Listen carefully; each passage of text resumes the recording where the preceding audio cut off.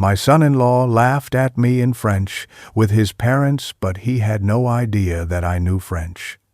The memory of that evening is burned into my mind, sharp and clear like a wound that never closes, and I can still hear the sound of their laughter echoing across the polished dining table. I had been invited to join my daughter, her husband, and his visiting parents for dinner, a gathering I had believed was meant to be a warm celebration of family. Don't forget to subscribe to the channel and comment where you're watching from. I wore my best suit, a modest gray one I had owned for years, pressed as neatly as I could manage, and I arrived with a quiet sense of gratitude that they wanted me to be included. But the moment I sat down, I felt something was off. The son-in-law greeted me with the smile of a man who wore politeness like a mask, and his parents followed suit, shaking my hand with restrained warmth. At first everything seemed cordial. Dishes were passed around, and we exchanged pleasantries in English. But then, as wine filled their glasses and the conversation loosened, they began to slip into French, speaking rapidly, eyes glancing in my direction, and soft chuckles escaping their lips. I knew enough about human nature to sense when I was being ridiculed. But the cruel truth was that I did not have to guess, because unlike what they believed, I understood every single word. The sting of betrayal was sharp, because while I smiled and nodded as though oblivious, my ears caught every syllable, every cutting remark, every smug laugh. "Look at his suit," the mother said in French, her voice dripping with mockery. "So old-fashioned, like a relic from another era." The father chuckled, adding, "He looks as though he has never stepped foot in a proper restaurant." And then my own son-in-law, the man who had married my daughter, the man who sat across from me with a smirk tugging at the corner of his mouth, leaned back in his chair and said in French, "It is almost pitiful, isn't it, that she married someone from such humble stock?" He cannot even follow our conversation. They laughed openly then, their laughter rich with arrogance and disdain, the kind of laughter that does not just mock but diminishes, seeking to strip dignity away from its target. My daughter smiled nervously, unaware of the depth of what they were saying, or perhaps too polite to interrupt them. I felt the heat rise in my chest, not just anger, but a deep sadness, because in that moment I saw how little respect he had for me, how little respect his family had for the sacrifices I had made. I had given my daughter everything I could, raising her with care after her mother passed, working long hours to ensure she had a good education, guiding her through life's challenges. And yet here I sat, listening to the man she married make me the punchline of a cruel joke. I gripped my glass of water tightly, my knuckles turning white, but I did not speak. Instead, I smiled faintly, tilting my head as if I had caught nothing, letting them believe their secret mockery was safe. Inside, however, a storm was brewing, because if there is one thing I have learned in my years, it is that silence can be more powerful than any outburst, and patience can be the sharpest weapon of all. I let their laughter wash over me that night, storing every word in the vault of my memory, knowing they thought me ignorant, blind, and irrelevant. But I also knew something they did not. I knew their language. I knew their words. And I knew that one day, in a moment of my choosing, I would make them regret every cruel syllable they had spoken. For in that moment, I decided that I would not let their arrogance go unanswered, and the very knowledge they believed I lacked would become the instrument of their undoing. I have always been a man of quiet dignity,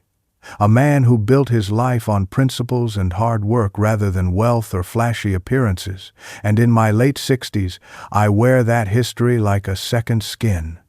Losing my wife many years ago left a silence in my home that no laughter could fill, And yet I carried on, not out of stubbornness, but because I believed that life demanded resilience. That family deserved stability even in the face of loss. I live modestly in a small home filled with memories. The kind of home where furniture bears the gentle scratches of a life well lived, and photographs line the walls, silent witnesses to a family I nurtured and a daughter I raised with love and unwavering care.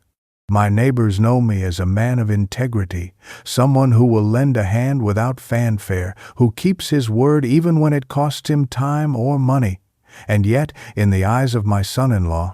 I am nothing more than a relic of a simpler age, an obstacle to his self-glorifying image of success. I remember when he first entered our lives, brash and confident, always eager to impress, always sizing up what he could gain, and I welcomed him because he was marrying my daughter, because he had to prove himself worthy of the woman I had raised, and because I saw a man capable of growth if he chose the right path. But beneath his charm, beneath the polished suits and rehearsed compliments, I sensed a kind of arrogance, a shallow pride that could not comprehend the value of humility, a disdain for what he considered ordinary, which is why the laughter at dinner hurt so sharply. To him, I am modest, unremarkable, a man whose achievements are invisible because they were never about headlines or accolades, but about sustaining a family, fostering character, and maintaining a life of quiet honor. I spent decades building that invisible empire of respect, yet all it took was a few words in French to render it meaningless in the eyes of someone too eager to flaunt privilege. My friends and colleagues, the people who have known me since my youth, respect my work, know the sacrifices I have made, and yet they also know me as a man who never boasts, who never demands recognition for deeds done well and quietly. That is why I am underestimated by him, why he believes that a man who lives simply is a man who lacks intelligence, influence, or strength, because he has never measured true worth by anything other than appearances. I walk through my community with calm assurance, greeting neighbors, sharing advice with young people, offering encouragement where it is needed, and all the while, I carry the knowledge that respect earned in silence lasts longer than respect bought through arrogance or display. My daughter watches this, too. Though sometimes with the frustration of someone caught between worlds, the world of her husband, who measures life in dollars and social appearances, and the world of her father, where character, patience, and quiet strength define true achievement. And while she loves her husband, she cannot help noticing the subtle ways he dismisses me, the casual glances of superiority, the unspoken judgments. I am not naive. I know my place in his eyes, and I have long accepted that he will never appreciate the sacrifices that built him a family he barely understands. But I also know something he does not, something he cannot measure, because it is invisible to arrogance. I have seen the world beyond simple wealth. I have learned the languages, customs, and strategies of people who thought themselves superior. And I have mastered patience, timing, and observation in ways he could never imagine. He believes he is in control, that he holds all the cards at every family gathering, that his laughter and mockery are safe because I am too old or too humble to respond. And that is where he is most wrong, because every underestimated man carries within him a reckoning, a quiet reservoir of knowledge, skill, and pride that waits only for the moment when justice and dignity demand it. And I have been waiting all these years for the perfect moment to remind him who I truly am. My son-in-law, The man who sits across from me at every family gathering with a smug smile and perfectly polished shoes embodies arrogance in its most polished form, and every detail of his life seems designed to broadcast wealth, sophistication, and superiority. He is in his mid-30s, tall and slender, with sharp features and dark hair slicked back as if every strand were a statement of control and refinement, and he dresses exclusively in imported European suits, Italian leather shoes, and watches that gleam as though they are trophies rather than mere timepieces. From the first day he entered our lives, he carried himself with a sense of entitlement, a belief that his pedigree, his education abroad, and the opulence he flaunts daily automatically elevated him above anyone who had not traveled as he had or dined in Michelin-starred restaurants. He speaks with a carefully cultivated accent, one that subtly reminds people of his cosmopolitan upbringing, and he peppers his sentences with French phrases, sometimes under his breath, always assuming that those around him cannot understand. In private, behind closed doors, or at the dinner table with his parents, he uses this language as a weapon, turning it into a tool for mockery, a way to belittle anyone who dares to sit across from him without his pedigree, wealth, or European sophistication. He cannot stand humility, ordinary work, or modest living, and I see in his eyes the quiet judgment he reserves for my modest attire, my simple home, and the understated life I lead. The daughter, my child, often finds herself caught in the middle, navigating between the world her husband inhabits, filled with luxury, fast cars, expensive wine, and exclusive clubs, and the world she was raised in, where character, respect, and hard work are the measures of true worth. He flirts with charm, with smiles that seem genuine, but I have watched him closely, and behind the polished veneer lies a man who measures human value in currency and social standing.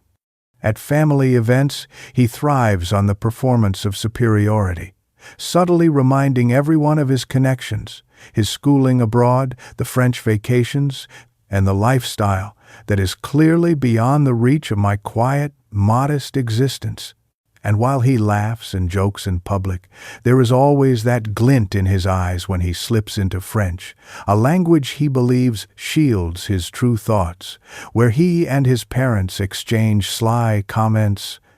derisive laughter, and condescending opinions about me, my home, and even my daughter's upbringing. He is careful, calculated, always maintaining the appearance of respect while secretly dissecting every perceived flaw, every humble gesture, as though he were auditing a life beneath him. Money is his armor, wealth his shield, and his European background the standard by which he judges everyone else. Yet beneath it all is a man desperate to prove himself superior, to command admiration without earning it, to intimidate with appearances rather than substance. He cannot comprehend patience, endurance, or resilience because he has never needed them, and he assumes that anyone who lives simply must lack skill, influence, or intelligence, failing to see that quiet strength often hides beneath modesty. I have observed his mannerisms for years. The subtle way he straightens his tie when a conversation begins, the slight smirk when he corrects pronunciation, the way he tilts his head when listening, all signals that in his mind he is always evaluating, ranking, and comparing, and always finding others wanting. Yet what he does not realize, what he cannot imagine, is that every laugh he believes is safe. Every French remark meant to humiliate, every smug glance toward my family is being logged in my memory, catalogued with precision. and stored for a moment that will reveal the truth he so arrogantly refuses to see, that his sense of superiority is built on illusion, and that the modest, dignified man he looks down upon possesses knowledge, skill, and patience far beyond anything he has ever encountered. My daughter, the bridge between two very different worlds, carries a weight far heavier than most people realize, balancing loyalty to her father with the expectations and arrogance of her husband, and in her heart, she often feels the quiet sting of being undervalued despite the love and respect she deserves. She is in her early 30s, graceful in posture and manner, with her father's calm eyes and the warmth of his smile. Yet she has inherited none of his stubborn pride, instead striving to create harmony where conflict simmers just beneath the surface. At family gatherings, she laughs politely, pours wine, passes dishes, and offers words of encouragement to both sides, always careful to maintain an equilibrium. Yet every subtle jab her husband or his parents make toward her father leaves a mark she cannot erase. She remembers the years her father worked tirelessly to provide for her, sacrificing sleep and leisure to ensure she had opportunities he never had, and she sees the contrast in how her husband flaunts wealth, sophistication, and European connections, often ignoring or dismissing the values that her father embodies. She knows the laughter in French at the dinner table is at her father's expense, that the sly comments meant to belittle him are deliberate, and she feels trapped, unable to speak without risking an explosion of tension, unable to intervene without drawing ire, yet unwilling to remain silent while injustice unfolds.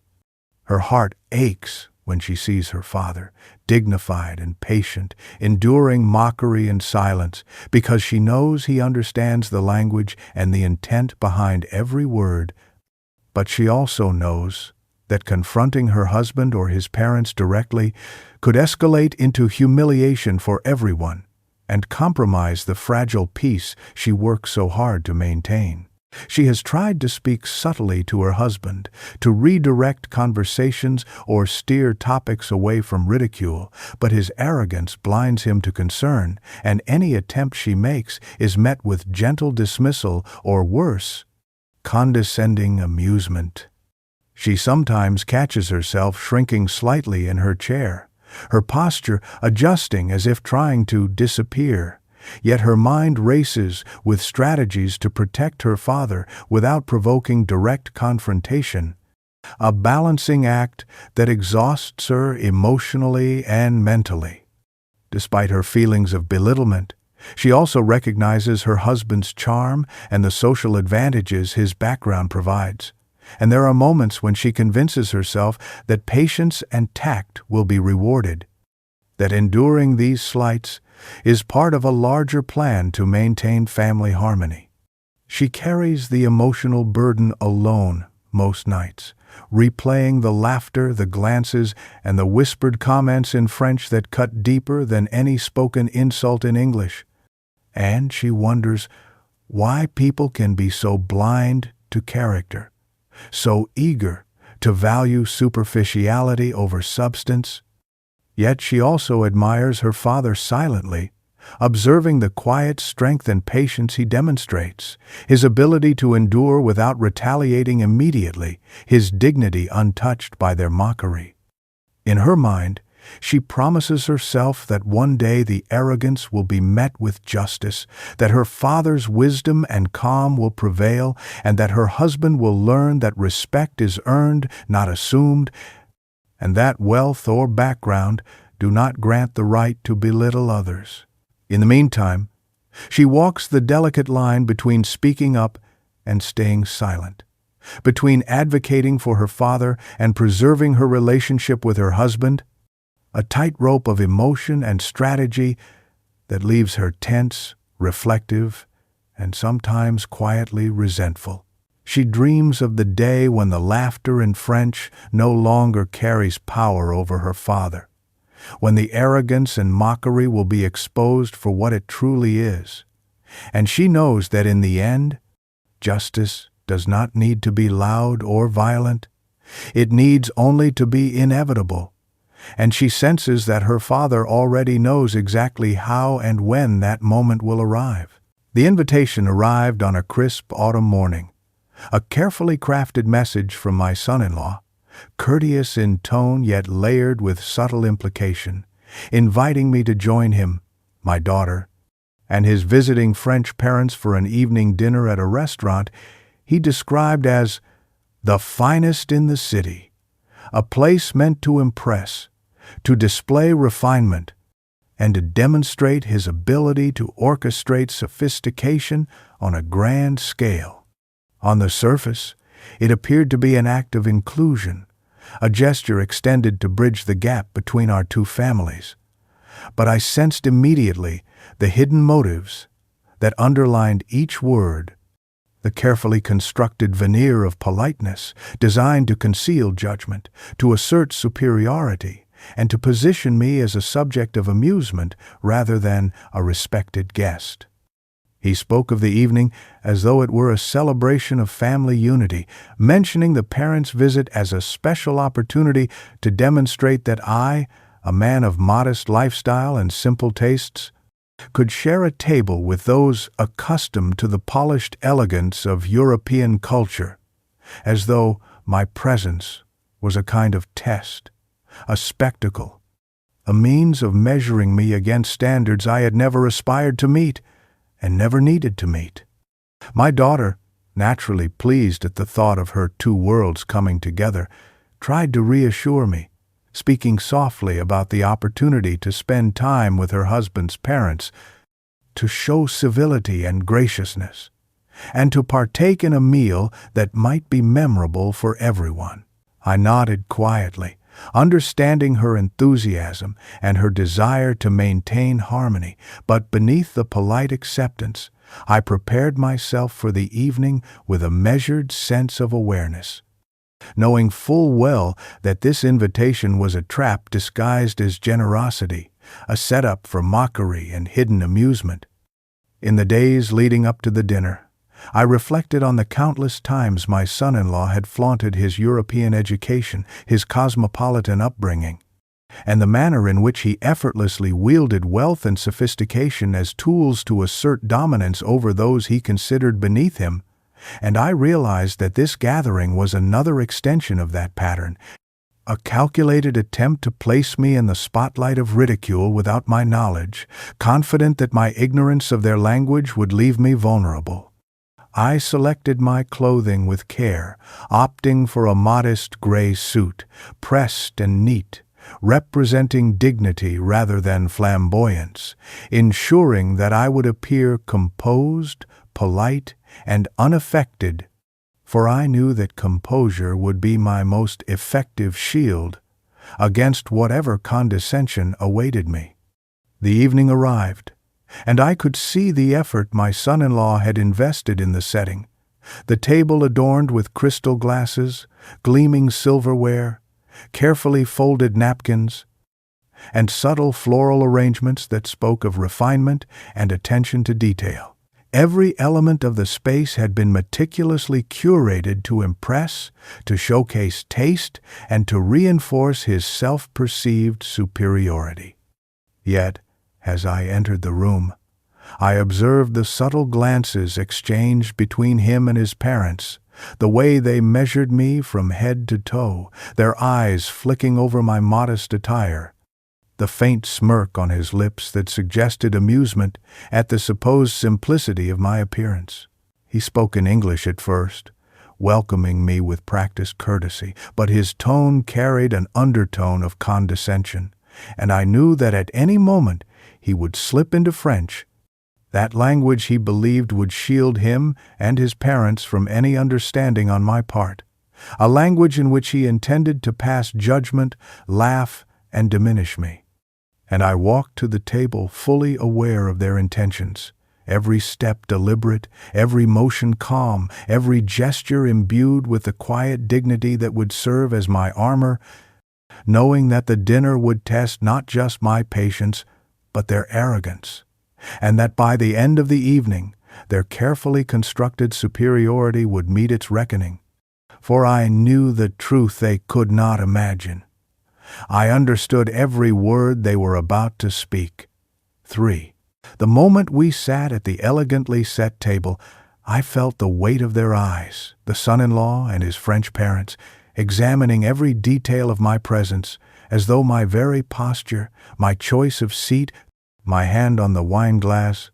were subject to evaluation and silent judgment.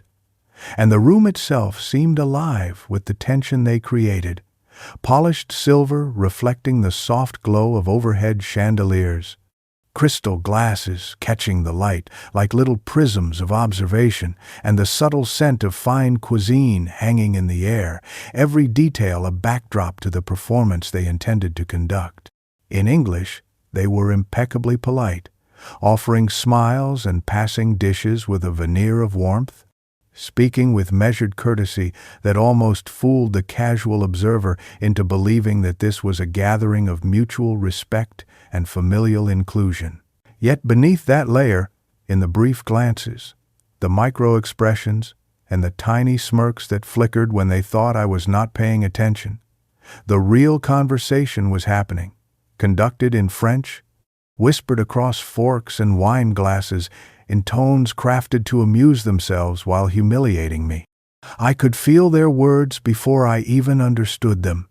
The cadence of mockery, the rising inflection that preceded a laugh, the carefully staged pauses meant to elicit a sense of helplessness in their target,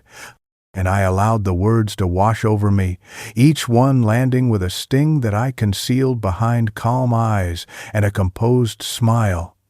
My body language, the epitome of restraint, while my mind catalogued every insult, every judgment, every laugh, meant to wound. "Regardez son assiette," the mother whispered with a sly smile, a phrase I immediately understood, and the father chuckled softly, replying,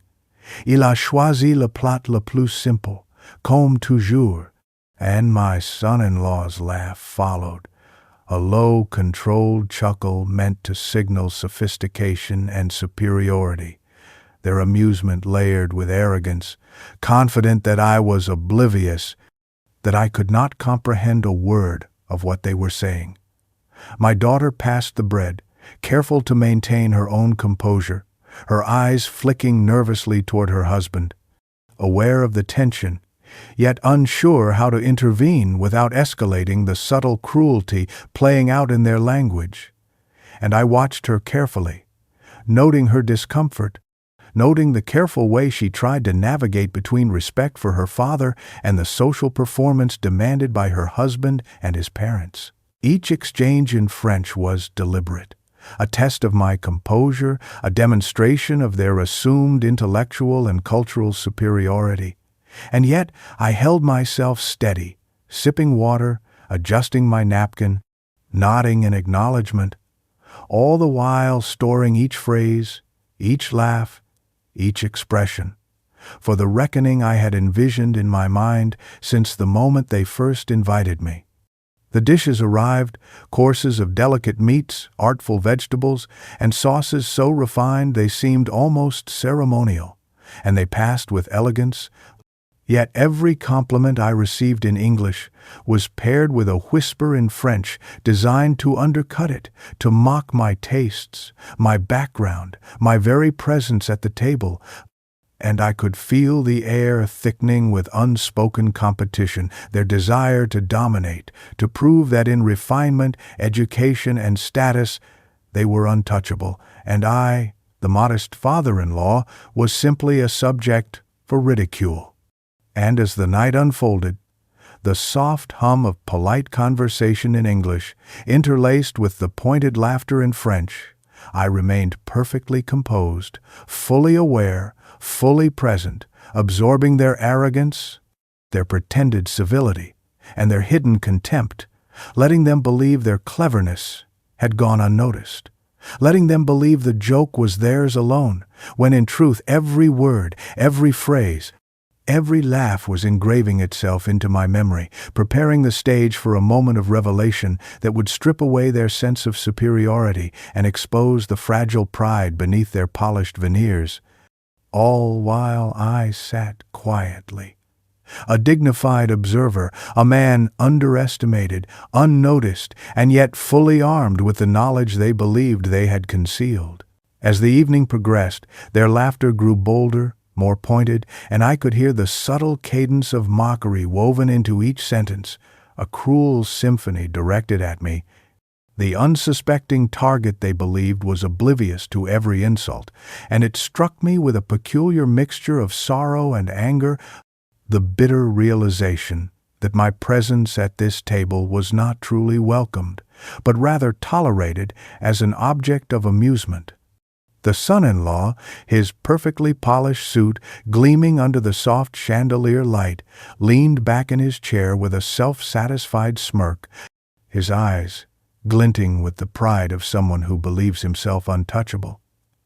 And he spoke to his parents in French, the language I understood perfectly, a language they assumed I could not comprehend. Their words slicing through the polite veneer of the evening like finely sharpened knives.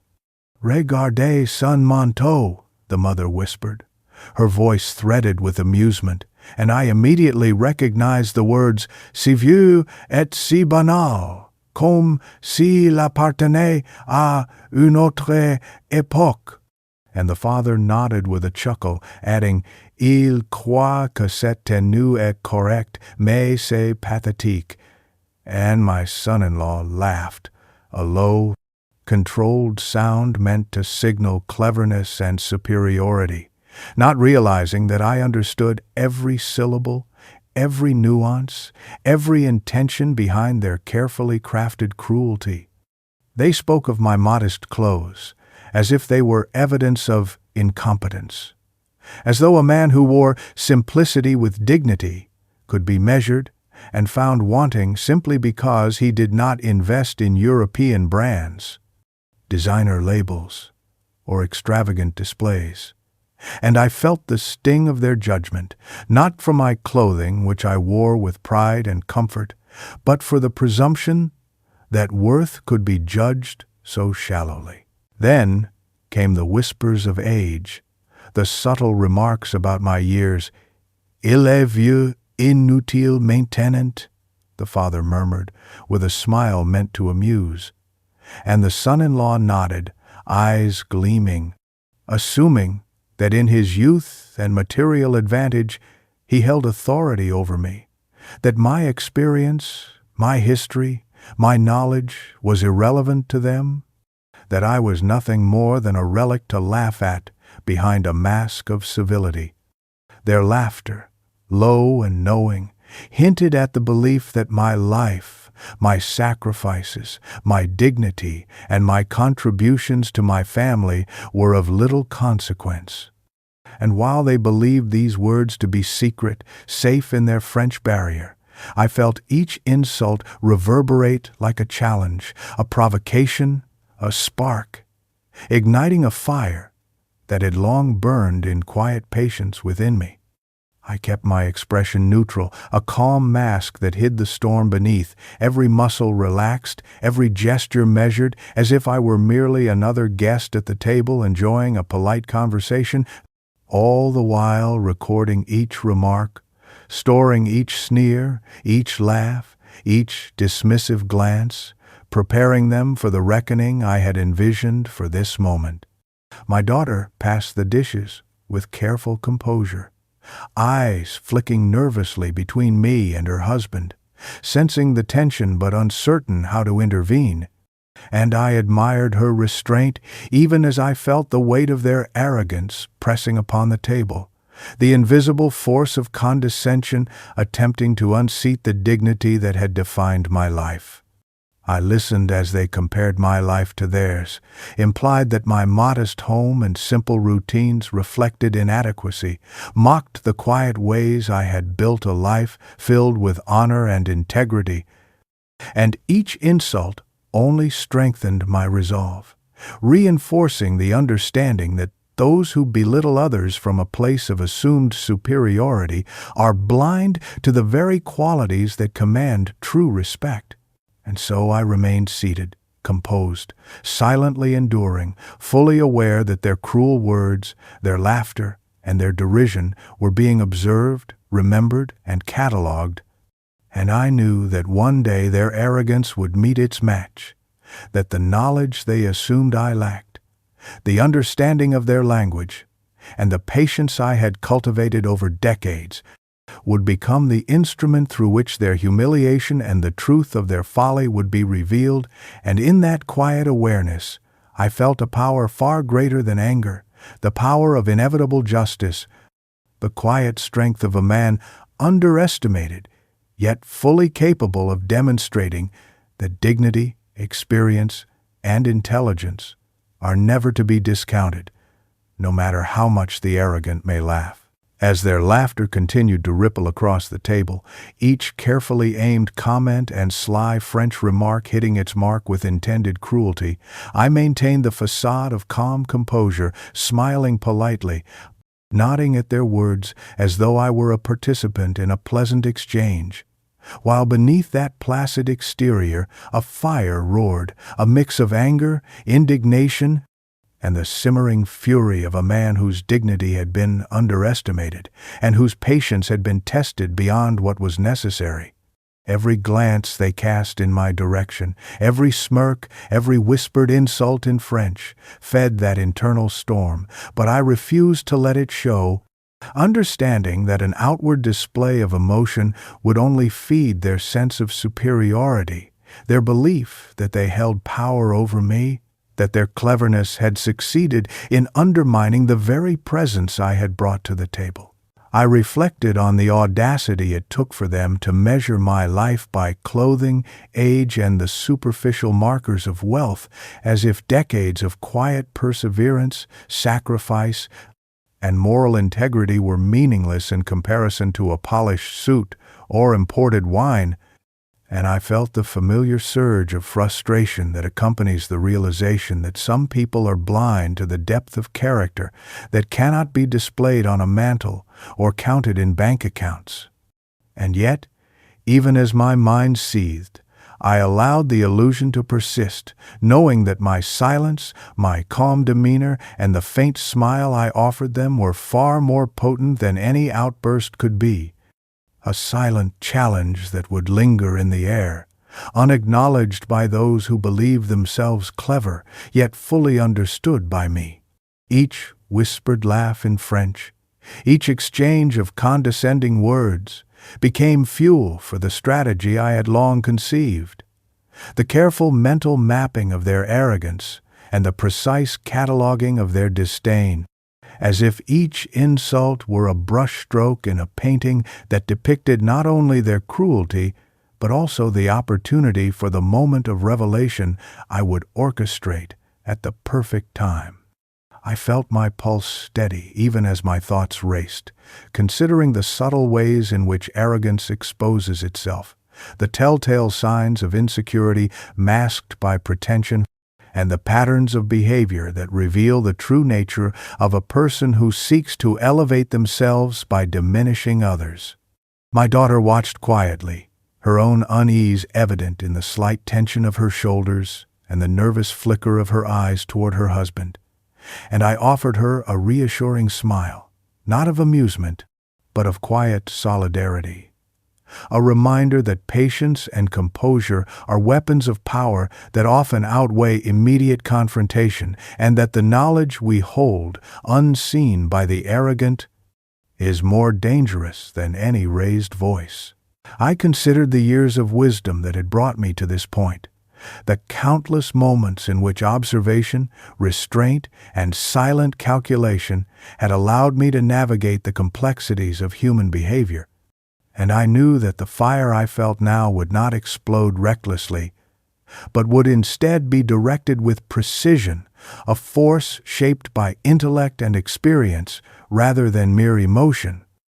Their arrogance, their misplaced confidence that I could not understand them, had blinded them to the reality of my capabilities, the knowledge I possessed, and the patience I had honed over decades. And in that blindness lay their vulnerability, the very opportunity I had been waiting for, a stage upon which their folly would be revealed and their sense of superiority dismantled without the need for harsh confrontation. I sipped from my glass, keeping my hands steady, my posture relaxed, my expression calm, all while mentally replaying their words, their laughter, and their judgment, turning every insult into a thread in a tapestry of eventual justice, each one a reminder that arrogance always carries within it the seeds of its own undoing. In that moment, as I observed their smug confidence, I felt an immense satisfaction in the quiet knowledge that my reaction, restrained but fully aware, was already beginning to plant doubt, uncertainty, and the first stirrings of fear in the minds of those who believed they had complete control. And I understood with absolute clarity that true power lies not in immediate retaliation, but in the patient orchestration of awareness, strategy, and timing, and that by holding my anger within, by cloaking it behind a polite smile, I had already begun to tip the scales in my favor, turning their cruelty into the very instrument that would one day demonstrate their folly beyond any possibility of denial. Few people know that long before I had raised my daughter and witnessed the world of arrogance that now surrounded me, I spent a formative period of my youth in France, a time that shaped not only my intellect, but also my perception of culture, language, and human behavior. And it is this secret skill, cultivated in the quiet discipline of study and immersion, that now empowers me to endure the laughter and condescension at the dinner table with complete understanding. In my early 20s, I had the opportunity to live in Paris for several years, a young man driven by curiosity, ambition, and a desire to expand my mind beyond the confines of my modest upbringing, and it was during this time that I immersed myself fully in French language, literature, and culture, attending lectures, conversing with locals, and even working odd jobs that forced me to adapt quickly to both linguistic and social nuances. By the end of my stay, I had achieved fluency, mastering not only the vocabulary and grammar, but also the subtle cadences, inflections, and social cues that allow one to understand both the words and the unspoken meaning behind them, the tone, the intent, and the cultural context. And yet, as life progressed and responsibilities drew me back to my home country, few people ever learned of this period. Few knew of the skill I had quietly honed, and I deliberately kept it concealed, knowing that such knowledge could be underestimated or dismissed if revealed prematurely. I returned home, focused on work, family, and building a life defined by integrity and perseverance, and the language I had mastered remained a private treasure, a part of me that few would ever suspect existed, hidden beneath the layers of modesty, age, and the ordinary exterior that most people saw. My daughter was young at the time, too young to grasp the importance of such a skill, and my life became devoted to her upbringing, ensuring she had every opportunity, every form of guidance, and the emotional support she needed after the loss of her mother, and the French I had learned faded from daily use, preserved only in my mind, accessible instantly whenever circumstances required. That knowledge, however, remained complete, precise, and ready, like a tool stored in a well-maintained toolbox, waiting for the moment when its application could make a meaningful impact. And tonight, sitting at a dinner table where my son-in-law and his parents believed they were speaking freely, mocking and belittling me in their native tongue, I realized that the time for its demonstration had arrived. every whispered insult, every pointed joke, every condescending remark in French carried a sting that they believed I could not feel, a power they assumed they wielded safely. Yet I experienced it fully,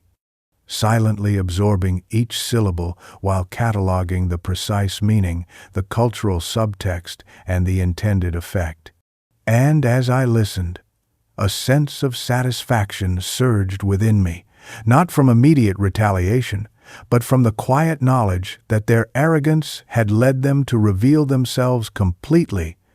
that every word they thought would go unnoticed was being understood with clarity and precision, and that I now possessed both the knowledge and the patience to turn their own assumptions against them in a way that would leave no doubt of their folly. I reflected on the years of discipline, the dedication to mastering a language and culture far from home, the sacrifices and determination required to achieve fluency, and I understood that this hidden skill was more than a mere accomplishment. It was a shield, a means of perception, and ultimately a weapon of subtle justice, allowing me to navigate moments like tonight with an unmatched advantage. The irony of it delighted me internally. The fact that a lifetime of effort, experience, and quiet learning could render their calculated arrogance meaningless, that they had assumed ignorance where there was complete understanding, and that their carefully constructed performance of superiority was about to be undermined by a secret they had no reason to suspect existed. And so I smiled politely, as I had been doing all evening, nodding, engaging in the polite conversation in English, while inside I was fully aware, fully armed with knowledge,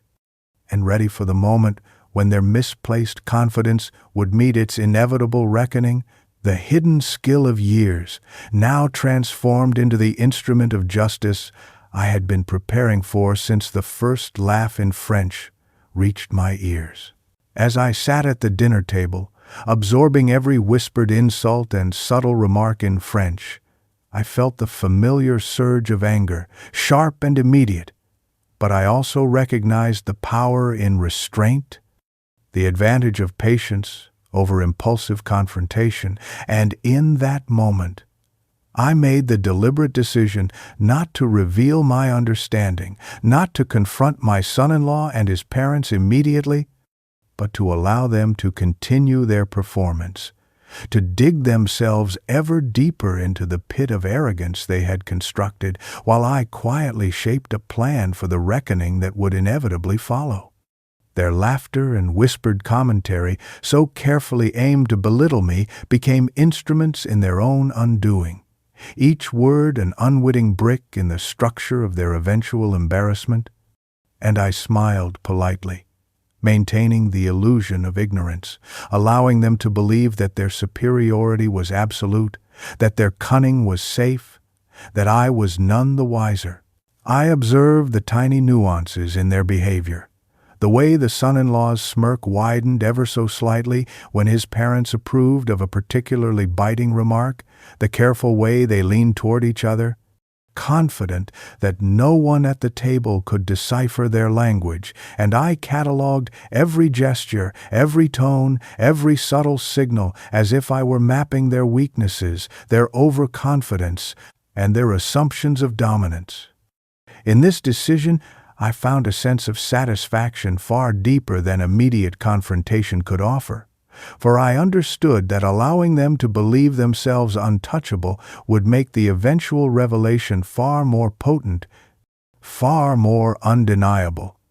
and the consequences of their arrogance more instructive than a simple outburst or a hastily spoken truth. I reflected on the years I had cultivated patience, on the experiences that had taught me the value of observation, strategy, and timing, and I realized that this situation demanded every ounce of those lessons, that the art of revenge was not in immediate retaliation, but in the careful orchestration of circumstances, so that the folly of others would expose itself naturally, fully, and without room for dispute. Each course of the meal, each toast, each polite gesture in English became a backdrop for their unwitting confession. Each laugh in French, another note in a symphony of arrogance they were composing, and I allowed them to continue, my inner fury masked by calm eyes, a faint smile, and gestures that conveyed nothing of the storm within. My daughter sat between us, attempting to mediate, her composure a fragile bridge between two worlds, unaware of the full extent of my understanding,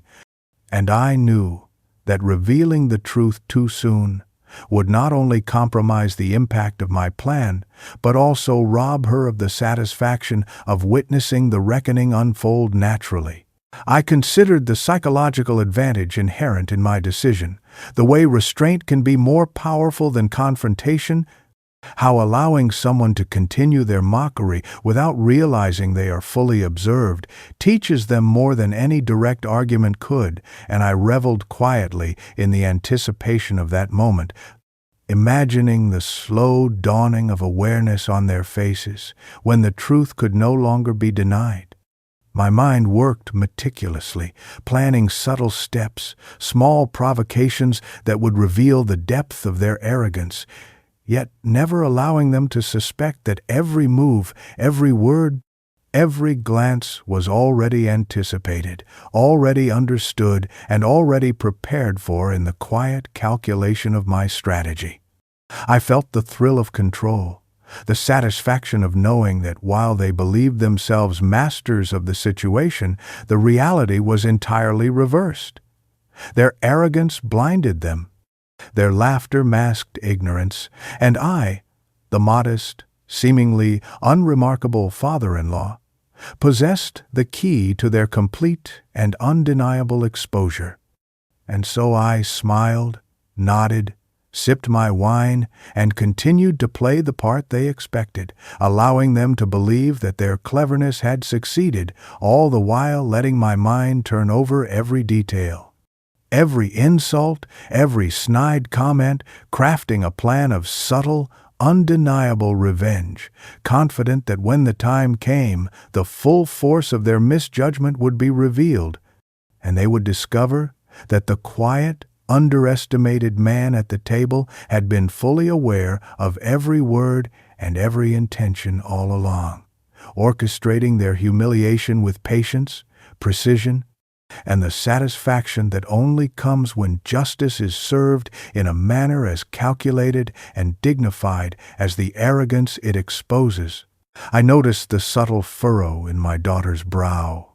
the slight tension in her shoulders,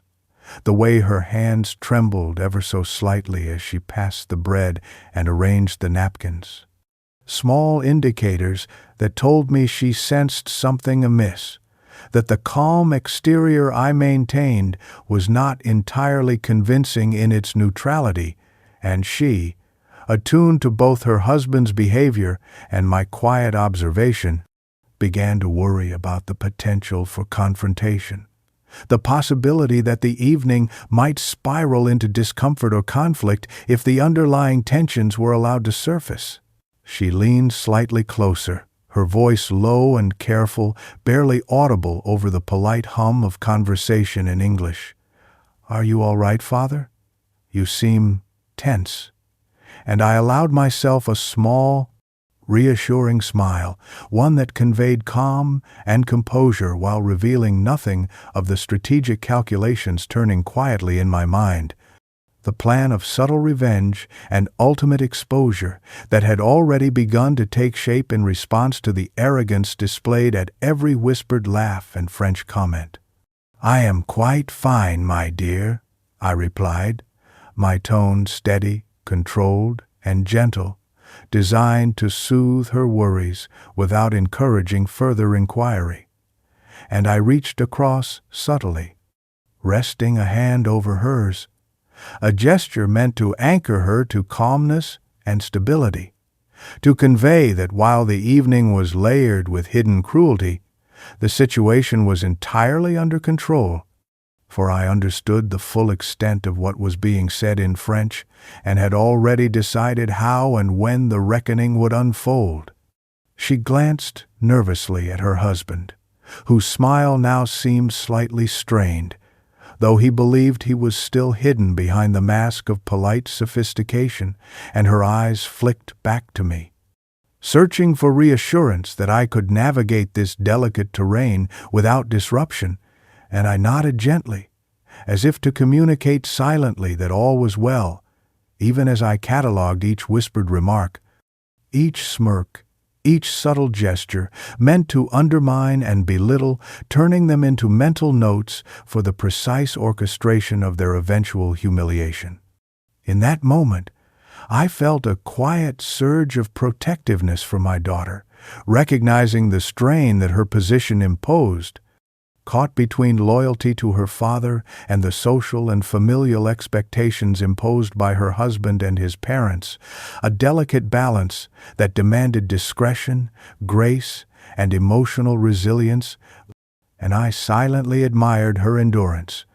even as I ensured that she would remain shielded from the full exposure of the plan I was weaving. She attempted to redirect conversation, engaging her husband on topics neutral and light, smiling politely as though to distract from the tension, and I allowed her to continue, nodding encouragingly, signaling approval of her tact, while maintaining the external calm that concealed my awareness and anticipation of the moment when their arrogance would be fully revealed.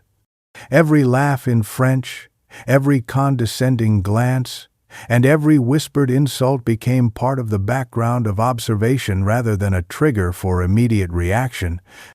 and I let my daughter see only the composed exterior, the polite smile, the subtle engagement in English conversation, for she needed to feel that the evening was navigable, that her father was in control, and that the situation, though fraught with subtle cruelty, was not beyond management. I reflected on the years of guidance I had provided her, the lessons in patience, observation, and measured response, and I realized that tonight she was witnessing those lessons in practice, seeing firsthand how calm dignity could conceal power, strategy, and understanding, and I hoped that this example, though subtle, would strengthen her, offering her both reassurance and insight into the quiet strength that comes from measured patience and deliberate action. As the courses progressed, I continued to maintain composure, offering occasional small reassurances through glance, smile, and nod, creating a protective bubble around her awareness and allowing her to participate in the evening without fully recognizing the underlying tensions I observed, while simultaneously preparing for the moment when knowledge, strategy, and patience would converge to reveal the arrogance and folly of those who believed themselves hidden behind language, wealth, and social performance, all the while ensuring that my daughter remained confident, calm, and shielded from the immediate sting of their cruelty until the perfect moment of revelation arrived. After the unsettling dinner with my son-in-law and his parents, I knew that the best response would not come from immediate confrontation, but from careful orchestration, and so I began arranging another gathering, a family event that would appear casual and friendly on the surface, yet would be designed to place me firmly in a position of quiet authority, ensuring that the arrogance displayed previously could be addressed in a way that left no doubt about who truly commanded respect and whose understanding and composure were underestimated. I contacted a high-end restaurant in the city, a place with which I had cultivated discreet but strong relationships over the years, a venue known for its elegance, impeccable service, and atmosphere of understated sophistication, and I made arrangements under the guise of celebrating a simple family milestone, carefully choosing a date that would allow the son-in-law and his parents to attend without suspicion, presenting the event as entirely social, entirely innocent, and entirely inconspicuous. The choice of restaurant was deliberate, not for the ostentation it might project, but for the control it offered me, the ability to manipulate the environment subtly, to ensure that every detail, from the placement of tables to the flow of service, the timing of courses, and even the way staff interacted with guests, could be used to reinforce my position and allow the unfolding of events exactly as I envisioned.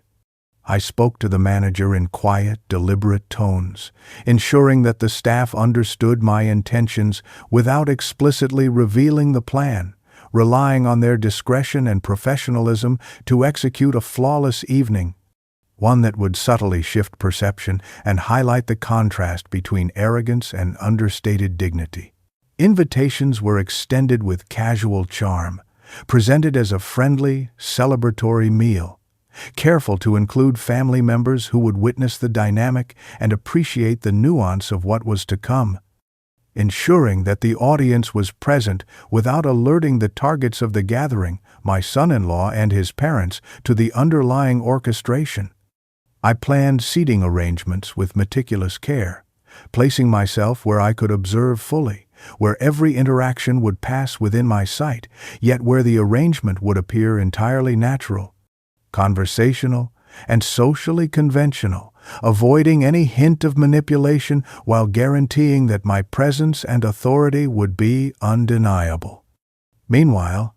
I continued to engage with my daughter, subtly preparing her for the evening, providing small cues of reassurance, guiding her to maintain composure, and offering gentle reminders that the event was designed not only to test arrogance, but also to teach a lesson in humility and respect, allowing her to participate fully without fear of embarrassment or confrontation, and ensuring that she remained a stabilizing presence amidst the tension that was sure to arise. As I considered the details, the lighting, the menu, the service flow, and the ambient atmosphere,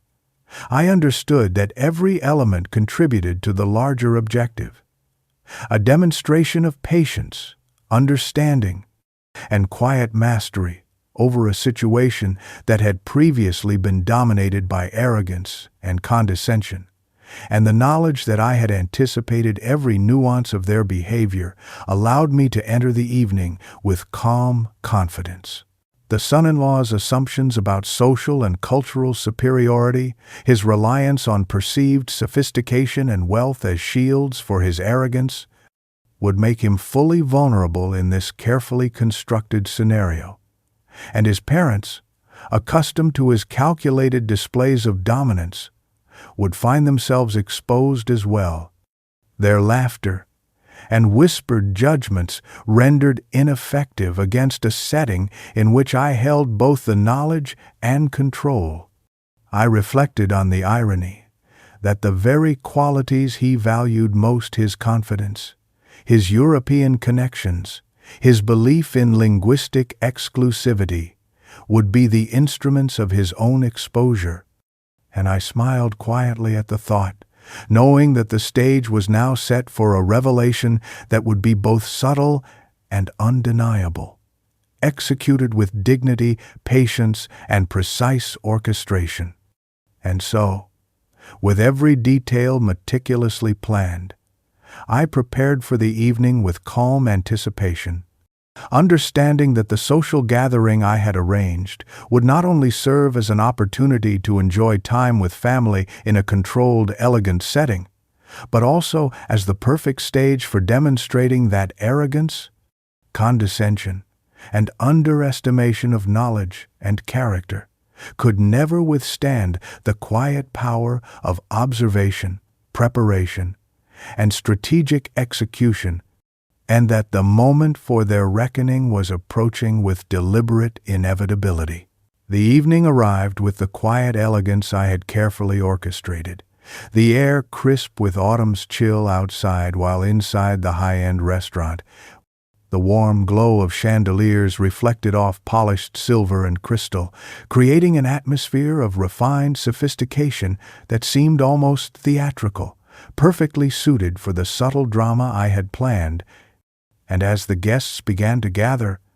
I noticed the small details that would make their overconfidence and arrogance so easy to expose, from the way they adjusted their clothing to assert perceived authority to the tiny, calculated gestures meant to impress, and none of it escaped my attentive eye. My daughter arrived first, graceful and composed, aware of the tension but trusting in my ability to manage the evening with quiet control, and she moved about with poise, offering polite greetings to other early arrivals, carefully observing the room, a reflection of the lessons I had subtly instilled in her over the years, blending warmth and restraint in perfect measure. Soon after, the son-in-law arrived, his posture erect, his steps measured, exuding an aura of self-assured dominance, the kind cultivated by wealth, perceived social refinement, and the arrogant belief that every room belonged to him, every attention directed naturally to his advantage, and he brought with him his parents, who mirrored his confidence. Nodding politely to other guests, while exchanging subtle glances and whispered commentary in French, confident that they were the architects of the evening's social narrative,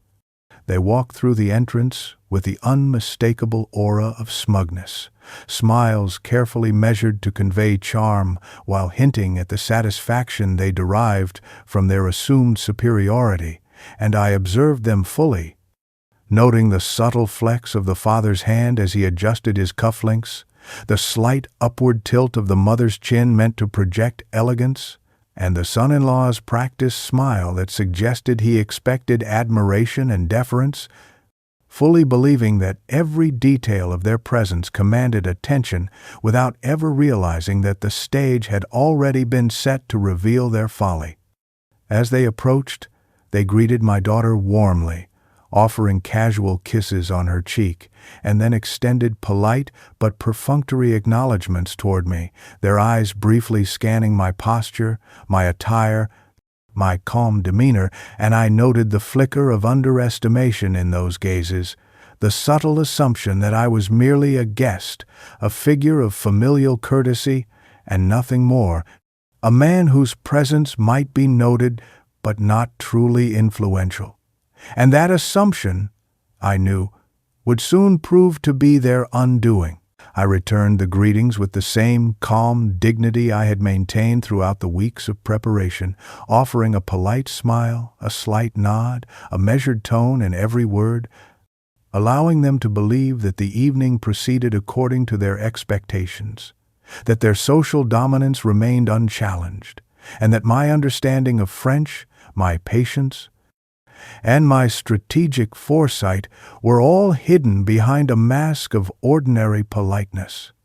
The restaurant staff, briefed discreetly and operating with silent precision, ensured that every detail, from seating to service to timing, reinforced the environment I had carefully cultivated, offering subtle cues of recognition and respect that the son-in-law and his parents, blinded by arrogance, failed to interpret correctly, further inflating their confidence and making them increasingly susceptible to the eventual revelation I had designed. They chatted lightly with other guests, boasting politely about their European experiences, their tastes, and their knowledge of fine dining, each word and gesture a display of overconfidence that I catalogued silently. Each laugh in French and every smug glance a piece of evidence that their arrogance was fully on display, and all I needed to do was wait, maintaining my composed exterior while internally preparing the precise moment for exposure. My daughter occasionally glanced at me with subtle concern, and I responded with small reassuring gestures, a nod, a faint smile, a calm glance, letting her know that patience, observation, and strategy were in effect,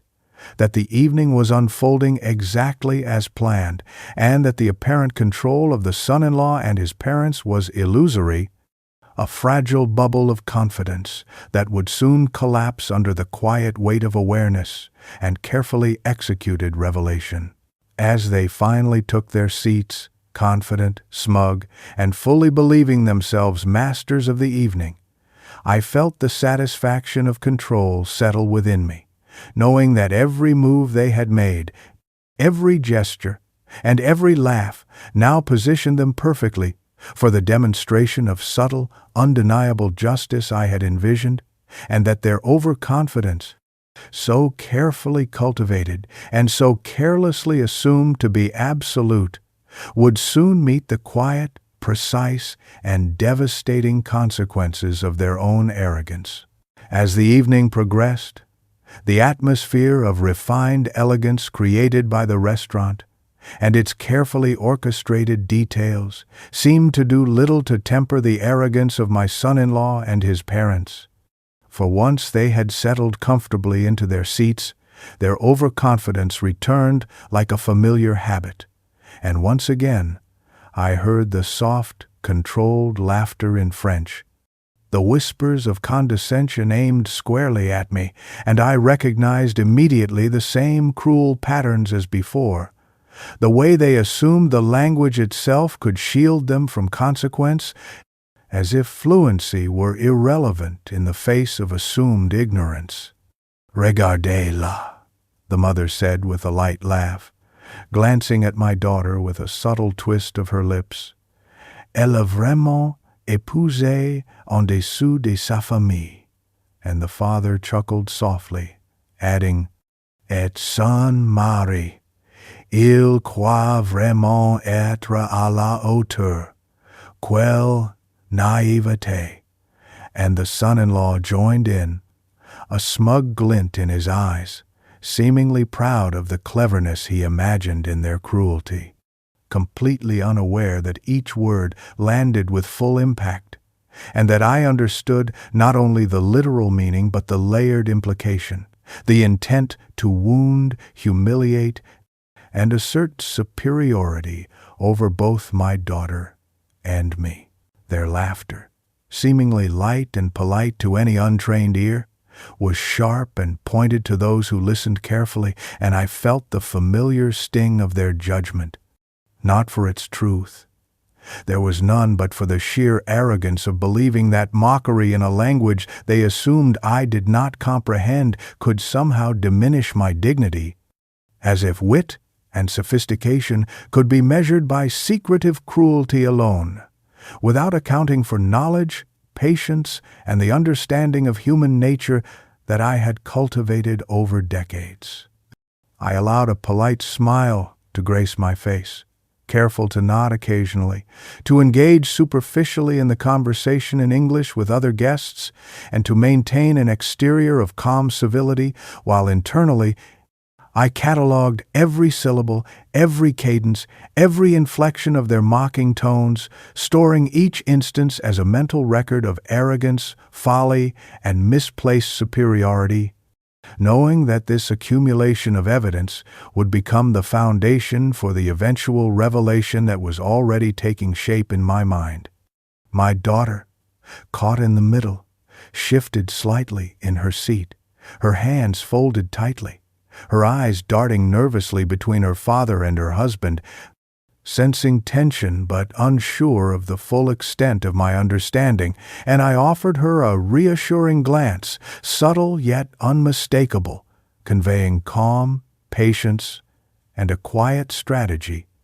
letting her know that the situation was being handled and that no immediate confrontation was necessary, that the lessons she had learned about observation, restraint, and subtle influence were being applied in real time. The son-in-law, buoyed by his parents' laughter, continued to make small, pointed gestures, leaning slightly forward as if to emphasize his cleverness, adjusting his cufflinks with an air of sophistication, and exchanging sly glances with his father, all intended to reinforce the narrative that I was out of my depth, that the modest attire, the measured speech, and the quiet demeanor of a man they assumed ordinary could never compete with wealth, European sophistication, or the perceived cleverness of mockery in a foreign language. And yet, as I listened, every word they thought was shielded, every laugh meant to diminish, only reinforced my awareness and my advantage, for their arrogance and condescension revealed itself in a manner that required no interpretation beyond what I already possessed. And the irony of their assumption that secrecy and language equated to safety and insult filled me with a quiet satisfaction, a strategic delight in the knowledge that the very tools they wielded to elevate themselves were the instruments of their own eventual exposure. I sipped from my glass, maintaining calm composure, nodding politely when appropriate, all while my mind turned over every detail, planning subtle cues and the precise timing of the moments that would expose their folly, ensuring that when the truth became evident, it would be undeniable, perfectly orchestrated, and devastating in its quiet effectiveness, leaving no room for denial, excuse, or rationalization. And so I sat, smiling politely, listening fully, observing acutely, and allowing the repeated mockery to continue, knowing that patience, knowledge, and strategic awareness were the tools of true power, and that their arrogance, so evident in their laughter, would soon meet the reckoning it had unknowingly invited, a reckoning that would demonstrate with absolute clarity that underestimation of experience, intelligence, and quiet dignity is always a dangerous mistake, one that carries consequences far greater than those who presume themselves untouchable can ever imagine. The moment arrived with the subtle inevitability of a carefully planned performance, the crescendo of observation, patience, and concealed understanding that had built quietly throughout the evening, and I realized with precise clarity that it was time to dismantle the arrogance that had so freely assumed my ignorance, to reveal in a controlled, deliberate manner the full extent of my awareness, and to allow the consequences of underestimation to unfold naturally, leaving no room for denial or excuse. For as I rose from my seat, I felt the weight of decades of experience, knowledge, and careful planning solidify into a calm, unshakable authority that would command attention without force, without anger, yet with undeniable power. The son-in-law and his parents, in the midst of a discussion about fine wines and European travel, continued their whispered laughter in French, believing themselves protected by the very language they had assumed I could not understand, their smirks confident, their gestures light, and their arrogance complete, and I allowed a pause, a small, deliberate moment during which I observed the final flicker of smugness in their expressions, noting the exact timing that would make the revelation most effective, before speaking, my voice steady, controlled, and perfectly fluent in the language they had so carelessly used to belittle me. "Ah, vous pensez vraiment que je ne comprends pas?" I began calmly, and their heads jerked slightly, the sudden recognition of familiar words catching them off guard, my accent precise, measured, yet entirely authentic, signaling mastery rather than imitation. And I continued, each word deliberate, echoing their insults back in perfect French, repeating the words they had assumed were private, the condescending remarks about my modest attire, my age, and their belief that my daughter had married beneath her station. And as each phrase left my lips, I observed the subtle changes in their posture, the way their eyes widened, the slight pallor that crept into their complexions, and the tremor in the son-in-law's hands as the realization began to take hold. I recited their remarks word for word, matching tone and cadence, ensuring that every nuance of mockery was preserved for the comprehension of everyone at the table, translating their cruelty from whispered assumptions into an audible truth that could no longer be ignored or dismissed. allowing the assembled guests, many of whom had witnessed the earlier polite exchanges, to understand fully the depth of arrogance, the casual cruelty, and the ignorance with which these insults had been offered. And the effect was immediate. Gasps, widened eyes, murmurs of astonishment rippled through the room, and all attention turned sharply toward the family who had assumed superiority, their overconfidence now shattered by the revelation that the very man they had mocked was fully capable of understanding and responding with perfect precision. The son-in-law's father, once composed and proud, now paled visibly, his hand covering his mouth as if to stifle an involuntary reaction, while the mother's previously poised expression faltered, a flicker of confusion and shock crossing her features, and the son-in-law himself froze, a mixture of fear, humiliation, and disbelief overtaking the arrogance he had relied upon as armor, his smug smile evaporating entirely under the weight of undeniable exposure. I allowed my calm demeanor to continue, maintaining the polite gestures, the faint smile, the controlled pacing, letting my fluency speak as both revelation and subtle instruction, demonstrating that the power of understanding, observation, and strategy far outweighs any presumed advantage granted by wealth, language, or perceived cultural sophistication,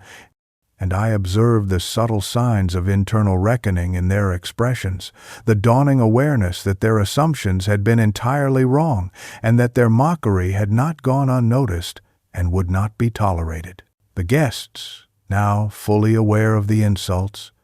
shifted in their seats, some glancing at the son-in-law and his parents with astonishment, others exchanging discreet whispers of shock and admiration for the composure and intellect displayed, and I felt a quiet satisfaction, the culmination of patience, observation,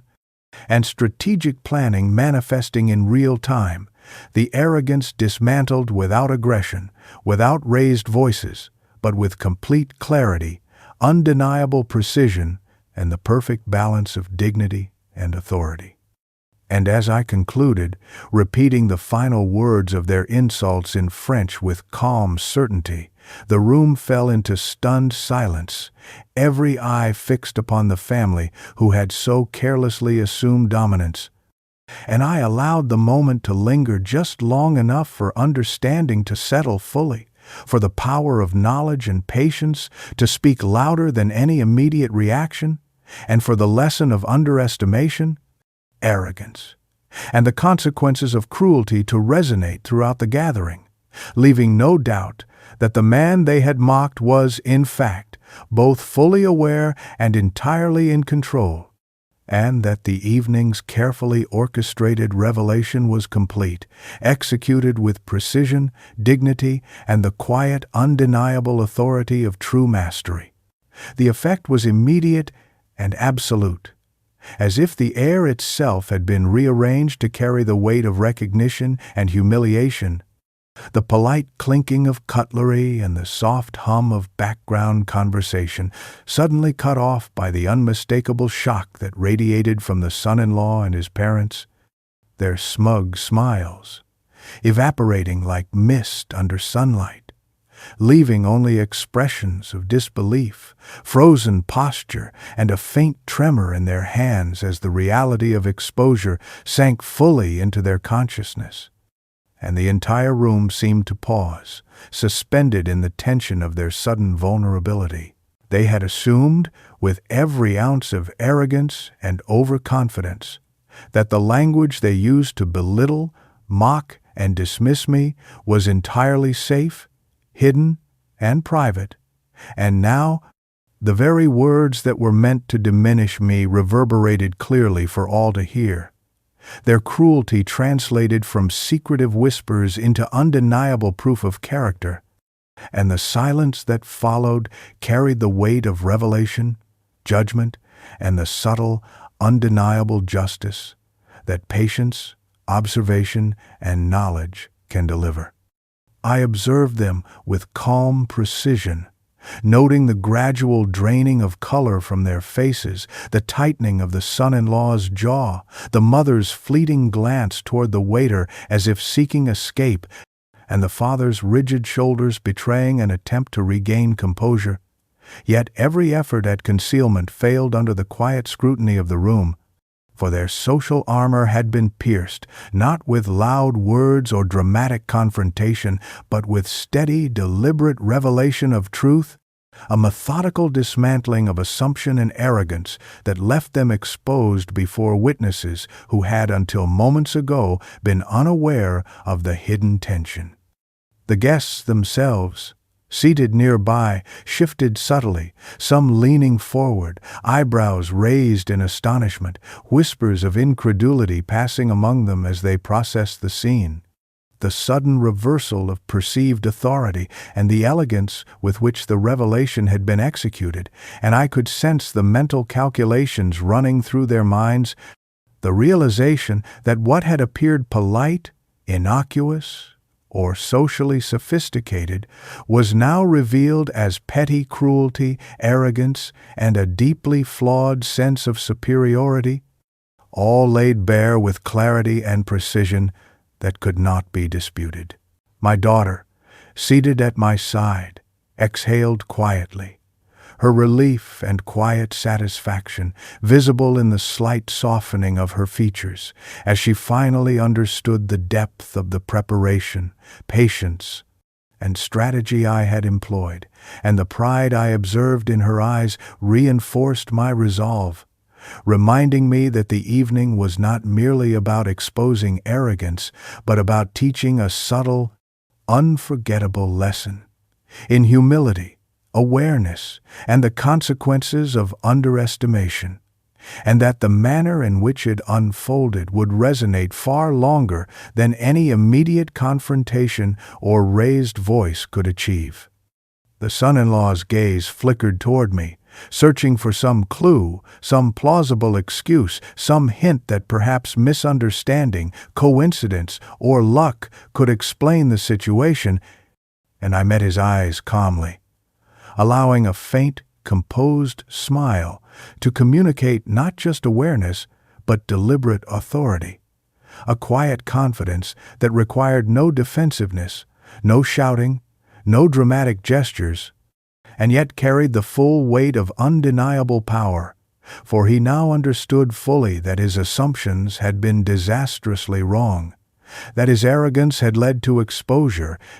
and that his position of assumed superiority had evaporated entirely before the subtle demonstration of knowledge and dignity.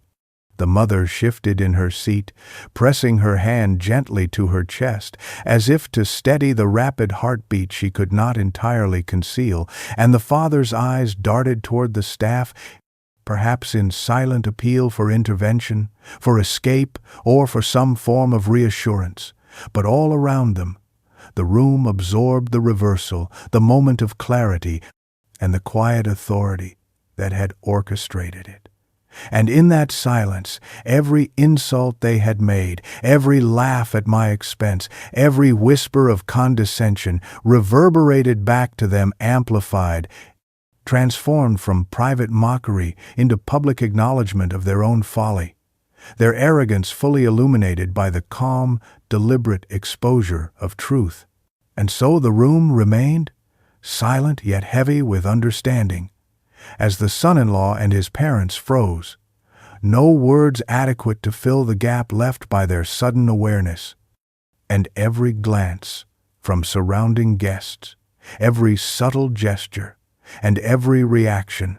reinforced the inescapable truth that underestimation, arrogance, and cruelty, when met with patience, knowledge, and quiet authority, are revealed fully, unequivocally,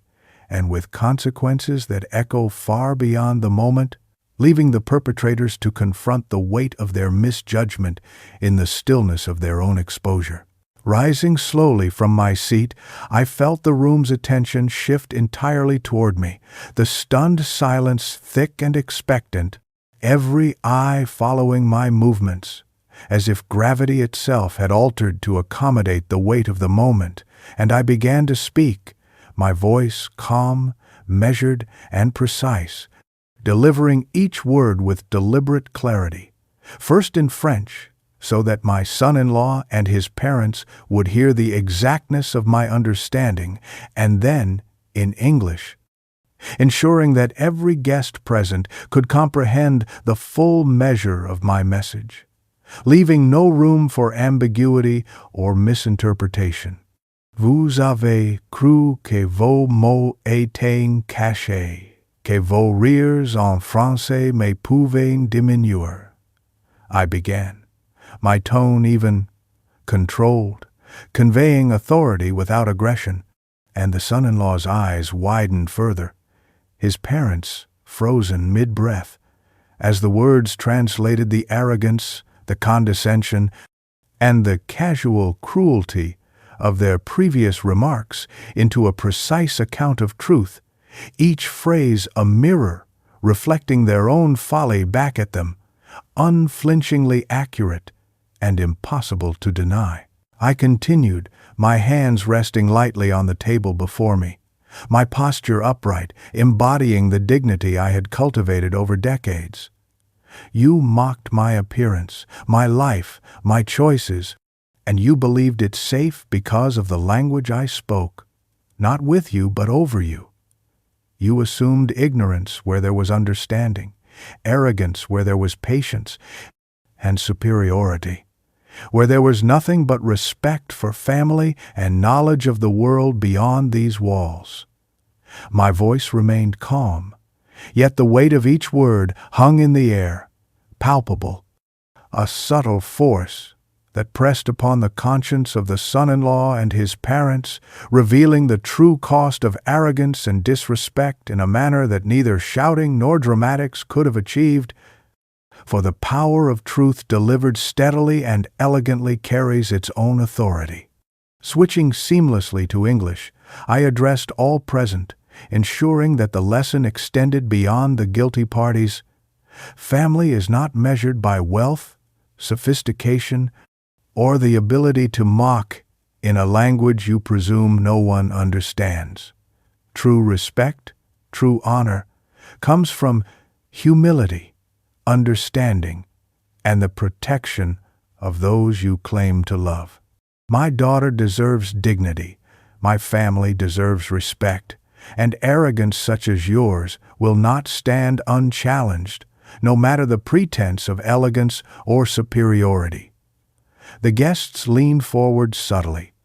some exchanging quiet, astonished glances, others murmuring acknowledgment under their breath, fully absorbing the eloquence, clarity, and power of my words, while the son-in-law's smug expression faltered entirely, replaced by shame, confusion,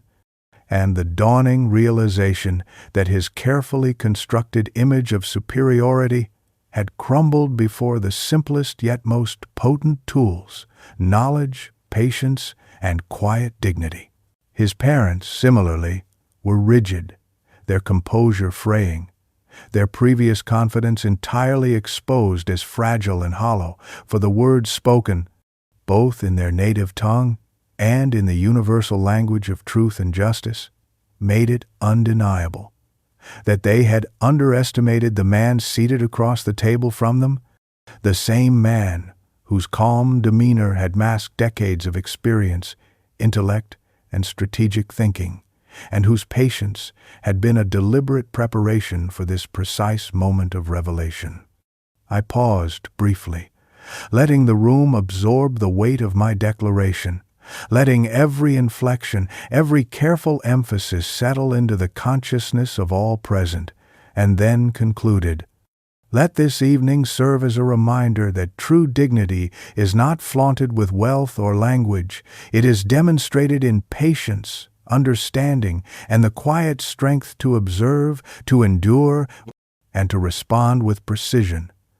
Those who belittle others in secret will find themselves exposed by the very respect they fail to grant, and arrogance, no matter how skillfully hidden behind social pretense, always meets its reckoning. The room remained silent but charged, every subtle movement of the son-in-law and his parents reflecting the internal reckoning unfolding within them. Their prior smugness replaced with visible shame, their whispered laughter transformed in the minds of all present into a testament of folly, and my daughter's hand brushed lightly against mine, a quiet gesture of understanding, support, and shared triumph, signaling that the message had landed fully, both for the guilty and the witnesses, and that the combination of patience, knowledge, and careful orchestration had achieved a revelation that was precise, dignified, and devastatingly effective, ensuring that the arrogance that had once seemed untouchable was now fully,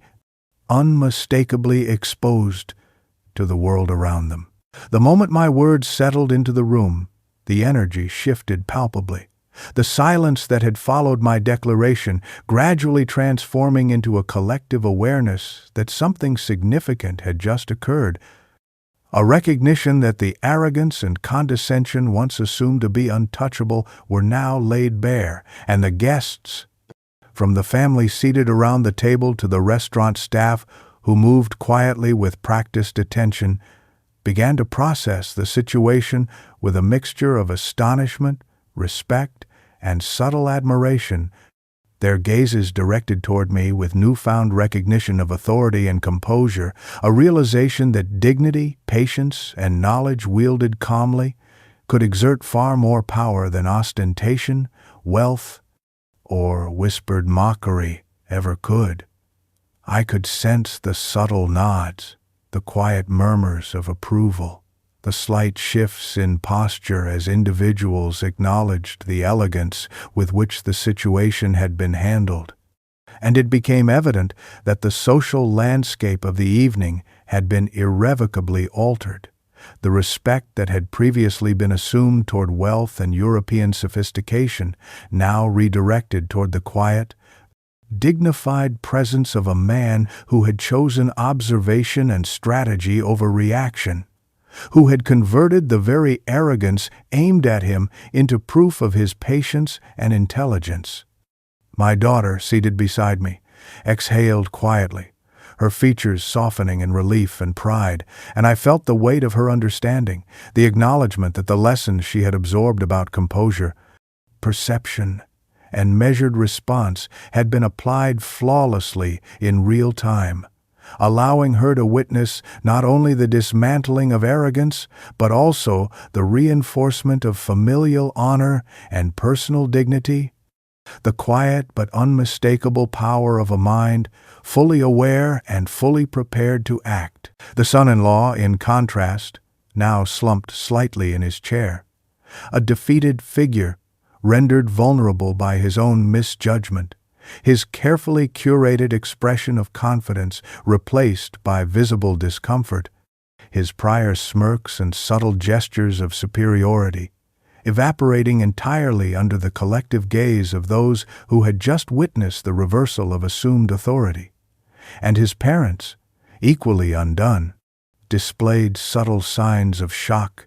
embarrassment, and futile attempts to regain composure, their polite facades crumbling under the undeniable weight of exposure and the silent judgment radiating from those around them. As the staff continued their service with discreet professionalism, their subtle acknowledgments of respect toward me did not go unnoticed by any of the guests, each gesture reinforcing the quiet authority I had established, the invisible hierarchy of recognition shifting subtly, yet definitively, from the arrogant family members to the one they had sought to belittle, and the social cues were unmistakable, even to those unacquainted with the prior insults.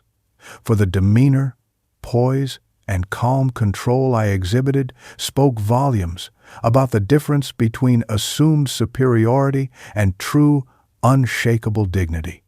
Conversations, among other guests, began in hushed tones, some remarking quietly on the elegance and precision with which I had managed the situation, others exchanging astonished glances as they observed the palpable discomfort of the son-in-law and his parents, and the collective energy of the room shifted in a way that rendered their previous laughter, whispered jokes, and mockery entirely irrelevant, replaced by a subtle but unmistakable alignment of respect, acknowledgement, and admiration toward the man who had quietly observed, measured,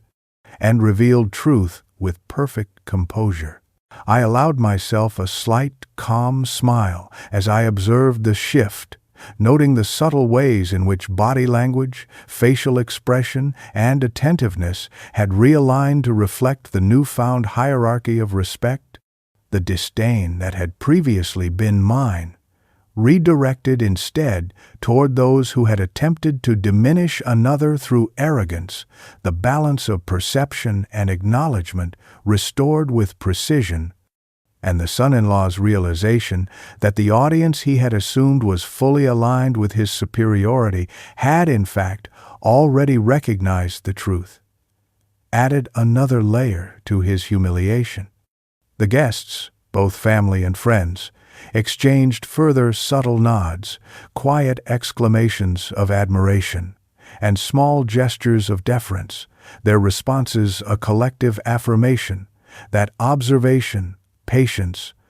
and measured response carry a weight far beyond immediate reaction, and the son-in-law and his parents were left isolated within their own error, their social dominance evaporated, replaced by the awareness that every act of arrogance and mockery has consequences when met with understanding, strategy, and calm authority, and that the respect of a room once earned through dignity and poise cannot be claimed by those who rely solely on status, wealth, or assumed superiority. In that charged yet elegant atmosphere, it became clear that the evening had shifted irrevocably. The balance of social power realigned, and the lesson of humility, awareness, and consequence had been delivered, not with anger or spectacle, but with quiet, undeniable mastery, leaving the guests with a lasting impression of dignity, respect, and the subtle, devastating authority of strategic patience. The son-in-law's composure, which had relied so heavily on assumed sophistication, carefully cultivated arrogance, and the presumed protection of his European upbringing, began to crumble as the weight of exposure settled upon him, his eyes darting nervously between my calm, steady gaze and the faces of the guests who now looked upon him with a mixture of astonishment, judgment, and subtle disdain, his usual smugness replaced by a shaky, uncertain demeanor,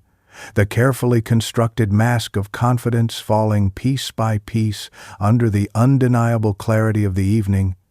and I could see the internal struggle playing out across his features as he attempted,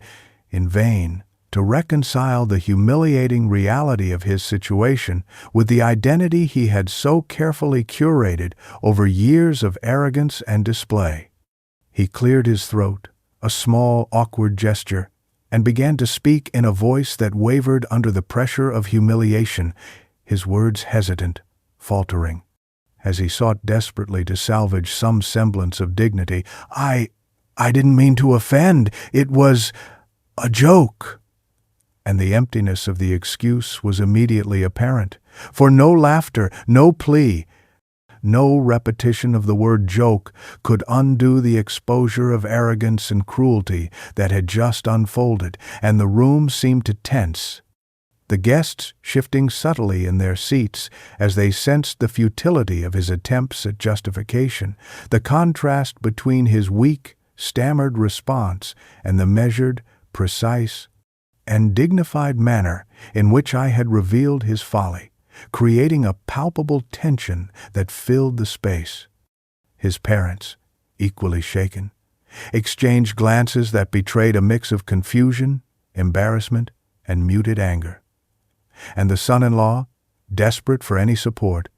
sought their eyes for validation or rescue, yet found only hesitation and uncertainty, a reflection of the fact that the narrative of superiority they had relied upon had been disrupted, that their own assumptions of control and sophistication had been dismantled by simple observation, patience, and knowledge, and that the carefully constructed social armor had failed entirely under the precise exposure of truth. At this moment, my daughter, who had remained composed and patient throughout the evening, finally spoke, her voice calm but resolute, carrying a tone of clarity that silenced any lingering excuses or appeals.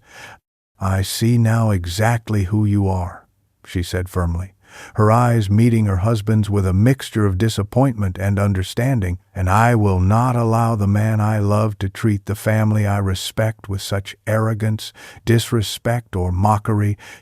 no matter what excuses you offer." Her words struck the son-in-law with the weight of undeniable truth. His attempts to stammer, explain, or justify immediately rendered irrelevant, for the loyalty and recognition of character that had guided her judgment now aligned fully with my own, reinforcing the message that arrogance, cruelty, and mockery toward those who are patient, knowledgeable, and dignified could no longer find safe harbor within the walls of family or social expectation. The guests, observing the exchange, nodded subtly, some whispering quiet affirmation of her clarity and composure, their eyes reflecting admiration for both the dignity with which the evening had been handled and the strength of character she displayed in confronting truth and recognizing reality. And the son-in-law, faced with the alignment of respect and authority between his wife and her father, found himself entirely isolated, his prior attempts at dominance, charm, and control utterly powerless in the face of clear, moral, and social authority. Every attempt at a weak apology, every halting explanation, fell flat, echoing absurdly against the quiet, firm composure of two people whose patience and preparation had revealed his true colors completely, and his realization that the audience, including his own wife, no longer aligned with him, further deepened the sense of humiliation that now settled fully upon him, a humiliation amplified by the contrast between his faltering words and the undeniable dignity of those who had quietly orchestrated his exposure. I watched as he swallowed hard, the tension in his jaw, the nervous shifting of his weight, the subtle tremor in his hands, each movement reinforcing the unmistakable fact that arrogance and mockery, no matter how cleverly cloaked in sophistication or secrecy, cannot withstand patience, awareness, and the quiet execution of truth, and my daughter's firm stance, unwavering gaze, and clear alignment with me provided the final, irrefutable confirmation of his failure, ensuring that the lesson of humility, respect, and the consequences of arrogance had been internalized not only by him, but witnessed by every other person present in the room. And so the fallout unfolded in quiet, undeniable authority, a complete reversal of perceived power, leaving the son-in-law humbled, exposed, and fully aware that the respect he had presumed was earned through wealth, status, or language alone was entirely misplaced, and that the recognition of true character, dignity, and measured judgment had permanently shifted to those he had sought to belittle and underestimate. As the evening drew to a close, I found myself seated once more at the same table where every insult, every whisper, and every act of arrogance had unfolded, and in the quiet aftermath, the weight of reflection settled upon me with clarity, a stillness that allowed thought, observation, and insight to flow uninterrupted. For in that silence, the lessons of the evening crystallized into a truth I had long known, but that now resonated with renewed power. Dignity, respect, and measured understanding carry a weight far greater than wealth, status,